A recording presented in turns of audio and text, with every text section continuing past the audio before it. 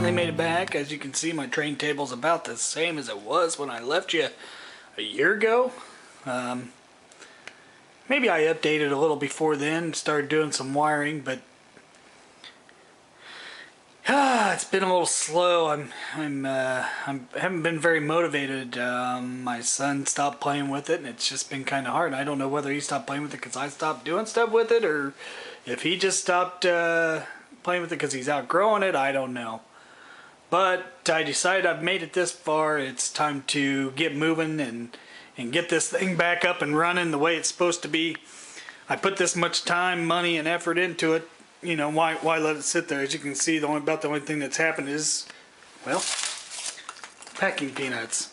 Kids put packing peanuts. They told me they did that as water because I haven't done the water yet, and I haven't done the waterfall that I promised I was going to do there. So anyways, this is kind of where I'm at. I bought some tunnels, exits to put here, and found out that, well, my track's too wide for the double tunnel exits. The easy track is causing issues. I'm going to try to squeeze this together a little bit without taking too much integrity out of the track and messing it up, to see if I can do that, because I want to use those. They're nice, they're porcelain, they make it look good, but, well, right now I can't use it. So what I did do right now is I've been wanting to get some sort of setup on here on where we can put the switches, in the controller, the Easy Command controller. I have to use this one right here to power the switches. If I try to power it just through the track, it doesn't get enough power and it screws things up.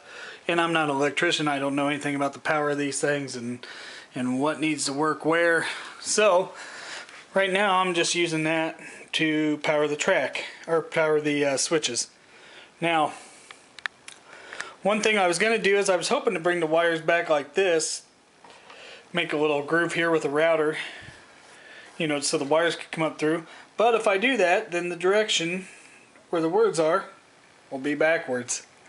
So right now I got it like this. I may put a hole underneath here and then come up through, and then right there I could possibly take these off and try to solder them in there. I don't know. I don't really like these switches that Bachmann sends out with the Easy Track, but they're kind of cheap plastic. I may try to switch to just a regular switch so I can put a design of the track layout and mark them, because right now what I'm going to do is just draw and then mark them 1, 2, 3, 4, 5, 6, 7. I believe I have 7, and I'm missing a switch. I can't find one. Either my kids lost it or I broke it and I don't remember. So I got to do that. What I did with this is I just measured it, and you can see I just put one of these brackets for a shelf here. Right now I don't have it all the way in, but just kind of got it there to see how I like it.